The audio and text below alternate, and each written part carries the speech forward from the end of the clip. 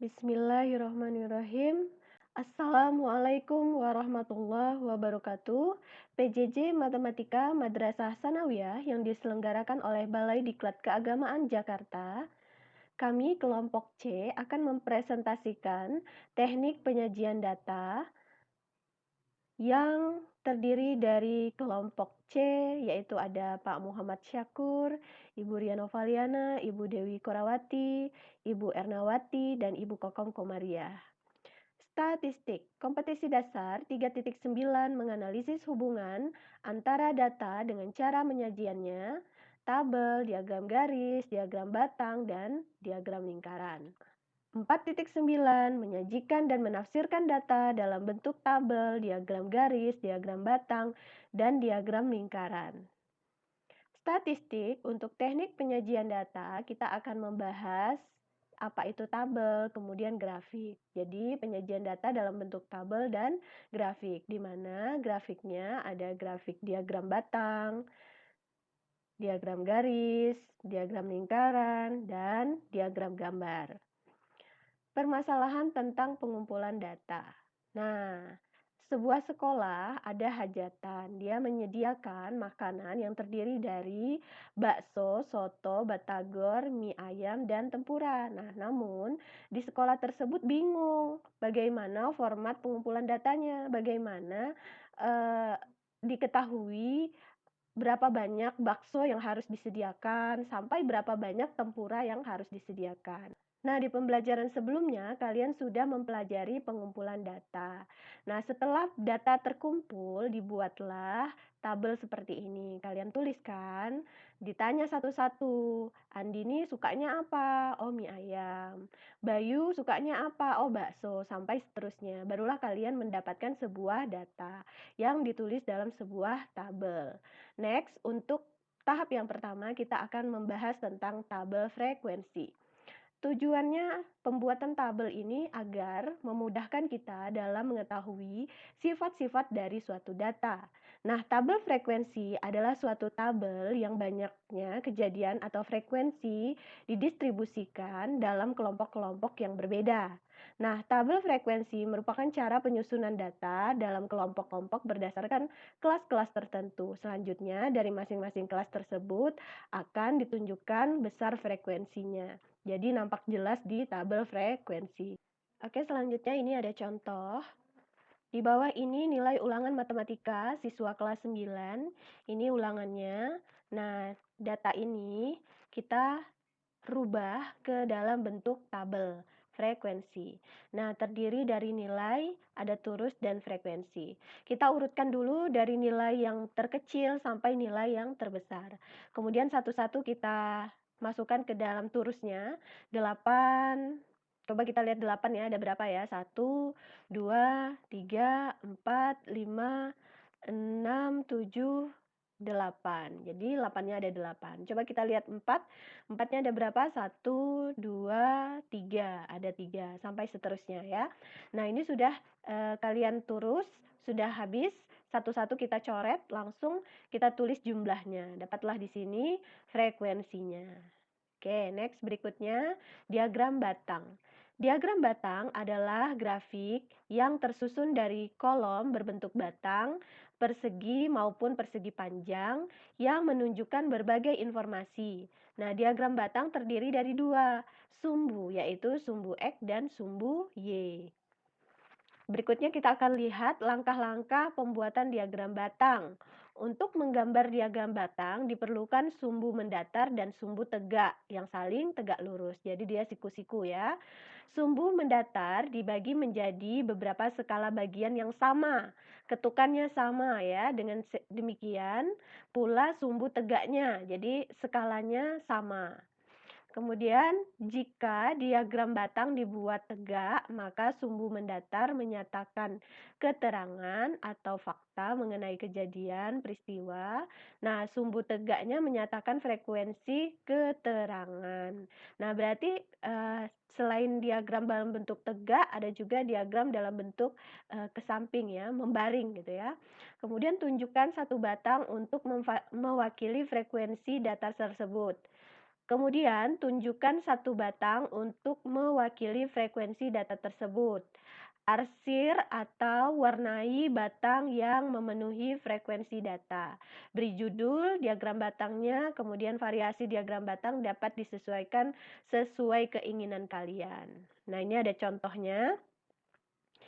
Oke, kita ada tabel distribusi frekuensi seperti ini. Ada hari Ahad, Senin, Selasa, Rabu, Kamis, Jumat, Sabtu, di mana frekuensinya diketahui nih. Nah, dengan jumlah 4.550. Kemudian kita buat dalam bentuk diagram batang. Ya, tadi stepnya ada dua buah sumbu, yaitu sumbu X dan sumbu Y yang saling tegak lurus.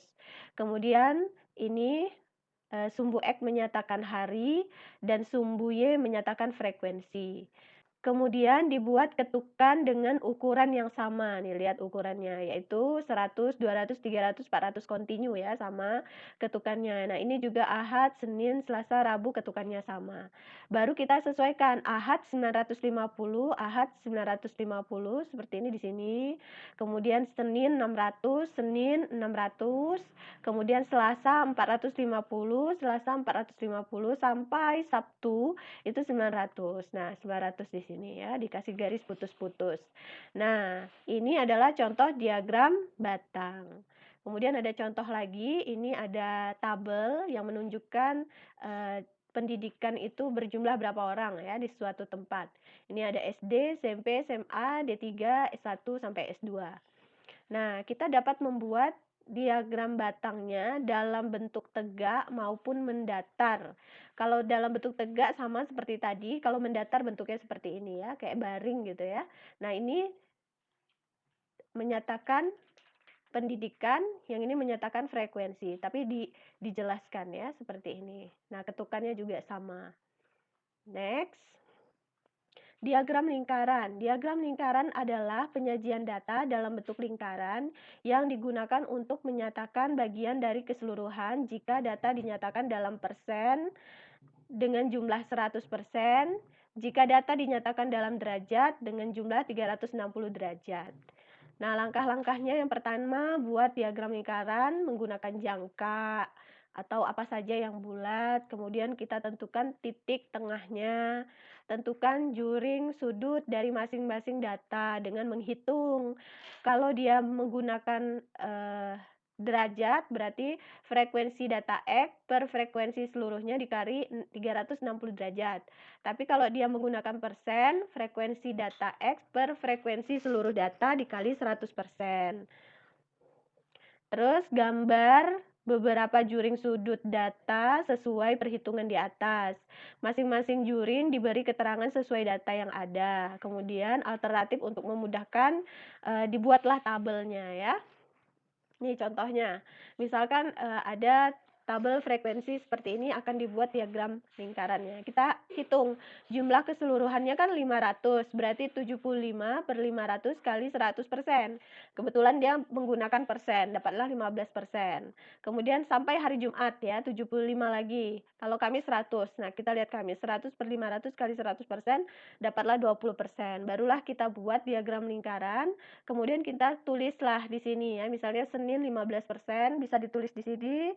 Kemudian Selasa 30% bisa kita tulis seperti ini. Oke, kalau ini persen, nanti kalau dia derajat dikali 360 derajat. Berikutnya diagram garis. Diagram garis digunakan untuk melihat gambaran tentang perubahan peristiwa dalam suatu periode tertentu. Suatu data yang paling cocok digambarkan dengan menggunakan diagram garis adalah suatu data yang berkaitan dengan suatu keadaan yang serba terus-menerus ya, continue ya. Nah, langkah-langkahnya pertama, untuk menggambar kita tetap tentukan sumbu X dan sumbu Y yang saling tegak lurus. Kemudian sumbu mendatar menyatakan waktu, sedangkan sumbu tegak menyatakan frekuensi data. Gambar titik-titik sesuai waktu yang difrekuensi data, kemudian hubungkan titik-titik sehingga diperoleh suatu kurva. Oke, ini contohnya, ini ada tabel frekuensinya. Nah, kita tulislah di sumbu X itu menyatakan olahraga apa saja, dan di sumbu Y kita tulis frekuensinya. Nah, kemudian kita voli itu ada berapa orang? 8. Basket ada berapa orang? 11. Sampai lompat jauh ada berapa? 4 orang. Digambar titik-titiknya kemudian dihubungkan. Jadilah seperti kurva ya. Next, diagram gambar. Diagram gambar atau biasa disebut dengan piktogram yaitu penyajian data dalam bentuk gambar-gambar pada suatu tabel yang memiliki nilai tertentu. Nah, gambar yang digunakan dalam piktogram biasanya menggunakan gambar yang relevan dengan data atau persoalan. Misalnya ya, persoalan atau data transportasi, maka dia gambarnya pakai mobil atau motor. Nah, langkah-langkahnya pertama dimulai dengan menentukan gambar berdasarkan data dan persoalan yang akan disajikan. Kalau menceritakan tentang bunga, ya gambar bunga gitu ya.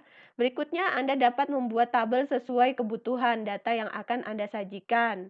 Pada tabel yang telah Anda buat, bisa dimasukkan data nilai atau nama, jumlah gambar pada kolom yang sesuai. Berikan keterangan di bawah kolom terkait gambar yang memiliki jumlah data.